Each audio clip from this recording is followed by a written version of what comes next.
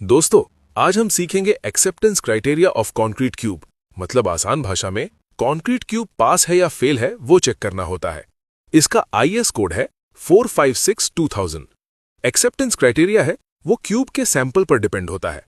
Cube के कितने sample cast करने होते हैं ये पता करने के लिए आप हमारी पिछली रील देखकर पता कर सकते हो। आज के रील में क्यूब का इंडिविजुअल वेरिएशन सीखेंगे। उसके बाद हम आगे आने वाली रील में 1 सैंपल, 2 सैंपल, 3 सैंपल और 4 या उससे ज्यादा सैंपल का एक्सेप्टेंस क्राइटेरिया सीखेंगे। सबसे पहले हमारे पास कितने भी सैंपल हों, पहले हमें उन सैंपल का इंडिविजुअल वेरिएशन निकालना होता है। ये वेरिएशन ±15% तक होना चाहिए। अगर नहीं आता है तो वो सैंपल इनवैलिड होता है। इसका एक एग्जाम्पल से समझते हैं।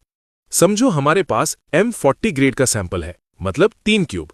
उनका कंप्रेसिव स्ट्रेंथ, पहले क्यूब का strength 45 Newton per millimetre square आया, दूसरे क्यूब का 47 न्यूटन पर मिलीमीटर स्क्वायर आया और तीसरे क्यूब का 46 न्यूटन पर मिलीमीटर स्क्वायर आया। इन तीनों का एवरेज स्ट्रेंथ निकालना होता है।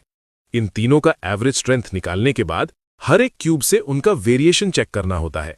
यहां इस सैंपल का average compressive strength 46 newton per millimetre square आता है। अब वेरिएशन का फॉर्मूला देखेंगे।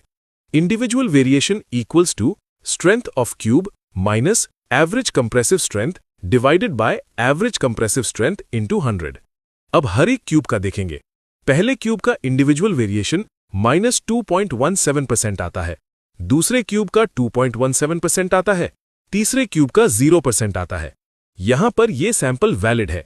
ये बात ध्यान रखो, ये एक्सेप्टेंस क्राइटेरिया सिर्फ 28 दिन के क्यूब के लिए है।